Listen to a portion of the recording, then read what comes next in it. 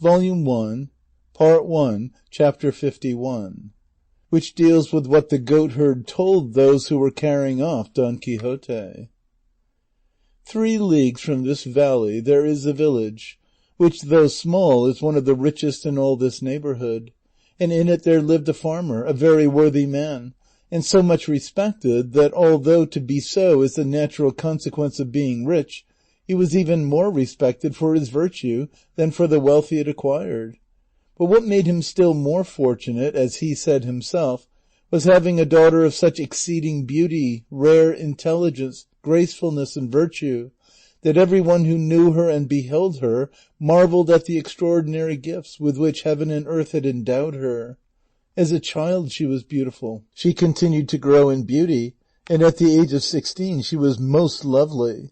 The fame of her beauty began to spread abroad through all the villages around. But why do I say the villages around merely, when it spread to distant cities, and even made its way into the halls of royalty and reached the ears of people of every class, who came from all sides to see her, as if to see something rare and curious or some wonder-working image? Her father watched over her, and she watched over herself, for there are no locks or guards or bolts that can protect a young girl better than her own modesty. The wealth of the father and the beauty of the daughter led many neighbors as well as strangers to seek her for a wife. But he, as one might well be who had the disposal of so rich a jewel, was perplexed and unable to make up his mind to which of her countless suitors he should entrust her.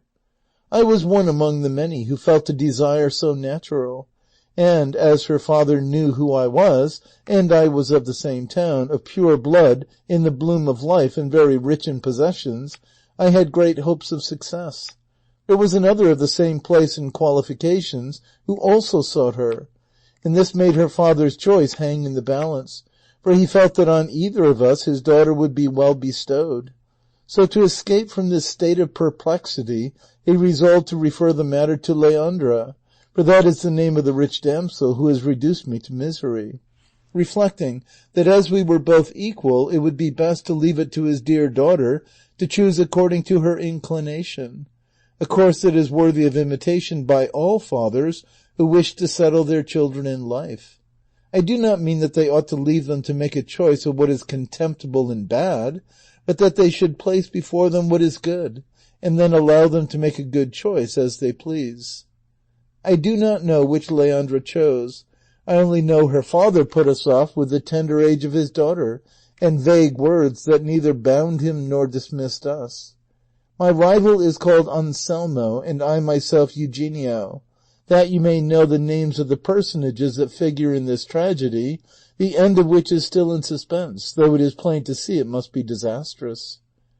About this time there arrived in our town one Vicente de la Roca, the son of a poor peasant of the same town, the said Vicente having returned from service as a soldier in Italy and divers other parts. A captain who chanced to pass that way with his company had carried him off from our village when he was a boy of about 12 years, and now 12 years later the young man came back in a soldier's uniform, arrayed in 1,000 colors, and all over glass trinkets and fine steel chains. Today he would appear in one gay dress, tomorrow in another, but all flimsy and gaudy, of little substance and less worth. The peasant folk, who are naturally malicious, and when they have nothing to do can be malice itself, remarked all this, and took note of his finery and jewellery, piece by piece, and discovered that he had 3 suits of different colours with garters and stockings to match. But he made so many arrangements and combinations out of them that if they had not counted them, any one would have sworn that he had made a display of more than 10 suits of clothes and 20 plumes. Do not look upon all this that I am telling you about the clothes as uncalled for or spun out, for they have a great deal to do with the story. He used to seat himself on a bench under the great poplar in our plaza, and there he would keep us all hanging open-mouthed on the stories he told us of his exploits. There was no country on the face of the globe he had not seen, nor battle he had not been engaged in. He had killed more Moors than there are in Morocco and Tunis, and fought more single combats, according to his own account, then Garcilaso, Diego Garcia de Paredes, and 1,000 others he named, and out of all he had come victorious without losing a drop of blood. On the other hand, he showed marks of wounds, which, though they could not be made out, he said were gunshot wounds received in diverse encounters and actions. Lastly, with monstrous impudence, he used to say you to his equals, and even those who knew what he was, and declare that his arm was his father and his deeds his pedigree, and that being a soldier he was as good as the king himself. And to add to these swaggering ways, he was a trifle of a musician, and played the guitar with such a flourish that some said he made it speak. Nor did his accomplishments end here, for he was something of a poet too, and on every trifle that happened in the town he made a ballad 1.5 leagues long. This soldier then that I have described, this Vicente de la Roca, this bravo, gallant musician poet, was often seen and watched by Leandra from a window of her house which looked out on the plaza. The glitter of his showy attire took her fancy, his ballads bewitched her, for he gave away 20 copies of every one he made. The tales of his exploits which he told about himself came to her ears, and in short, as the devil no doubt had arranged it, she fell in love with him before the presumption of making love to her had suggested itself to him. And as in love affairs none are more easily brought to an issue than those which have the inclination of the lady for an ally, Leandra and Vicente came to an understanding without any difficulty. And before any of her numerous suitors had any suspicion of her design, she had already carried it into effect, having left the house of her dearly beloved father, for mother she had none, and disappeared from the village with the soldier, who came more triumphantly out of this enterprise than out of any of the large number he laid claim to.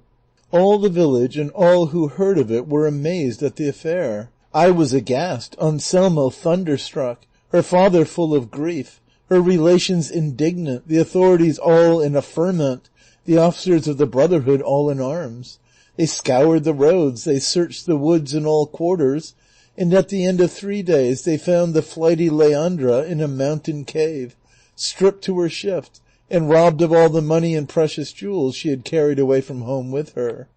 They brought her back to her unhappy father, and questioned her as to her misfortune,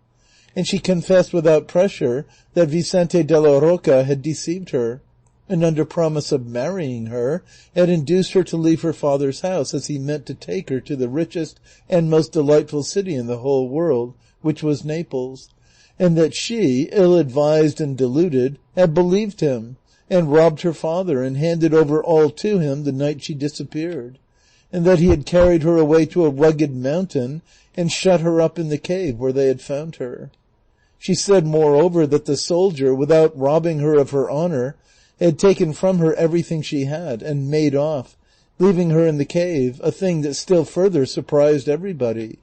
It was not easy for us to credit the young man's countenance, but she asserted it with such earnestness that it helped to console her distressed father, who thought nothing of what had been taken, since the jewel, that once lost can never be recovered, had been left to his daughter. The same day that Leandra made her appearance, her father removed her from our sight, and took her away to shut her up in a convent in a town near this, in the hope that time may wear away some of the disgrace she has incurred. Leandra's youth furnished an excuse for her fault, at least with those to whom it was of no consequence whether she was good or bad, but those who knew her shrewdness and intelligence did not attribute her misdemeanor to ignorance, but to wantonness, and the natural disposition of women, which is for the most part flighty and ill-regulated. Leandra withdrawn from sight, Anselmo's eyes grew blind, or at any rate found nothing to look at that gave them any pleasure, and mine were in darkness, without a ray of light to direct them to anything enjoyable while Leandra was away. Our melancholy grew greater, our patience grew less. We cursed the soldier's finery, and railed at the carelessness of Leandra's father. At last Anselmo and I agreed to leave the village and come to this valley, and he, feeding a great flock of sheep of his own, and I a large herd of goats of mine, we pass our life among the trees, giving vent to our sorrows, together singing the fair Leandra's praises, or upbraiding her, or else sighing alone, and to heaven pouring forth our complaints in solitude.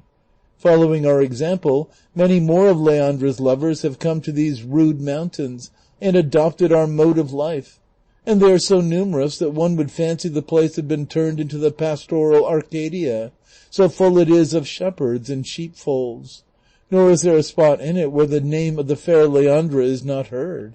Here one curses her and calls her capricious, fickle, and immodest. There another condemns her as frail and frivolous. This pardons and absolves her, that spurns and reviles her. One extols her beauty, another assails her character, and in short, all abuse her, and all adore her, and to such a pitch has this general infatuation gone that there are some who complain of her scorn without ever having exchanged a word with her, and even some that bewail and mourn the raging fever of jealousy, for which she never gave any one cause, for, as I have already said, her misconduct was known before her passion.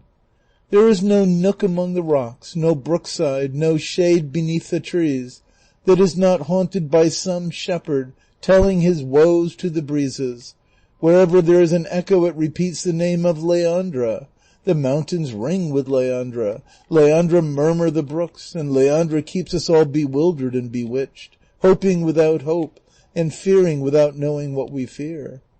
Of all this silly set, the one that shows the least and also the most sense is my rival Anselmo, for having so many other things to complain of, he only complains of separation, and to the accompaniment of a rebeck, which he plays admirably, he sings his complaints in verses that show his ingenuity.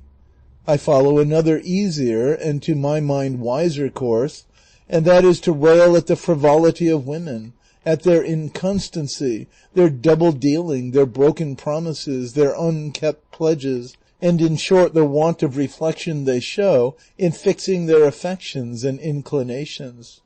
This, sirs, was the reason of words and expressions I made use of to this goat when I came up just now, for as she is a female, I have a contempt for her, though she is the best in all my fold. This is a story I promised to tell you, and if I have been tedious in telling it, I will not be slow to serve you. My hut is close by, and I have fresh milk and dainty cheese there, as well as a variety of toothsome fruit, no less pleasing to the eye than to the palate. End of Volume 1, Part 1, Chapter 51, recording by Expatriate in Bangor, Maine.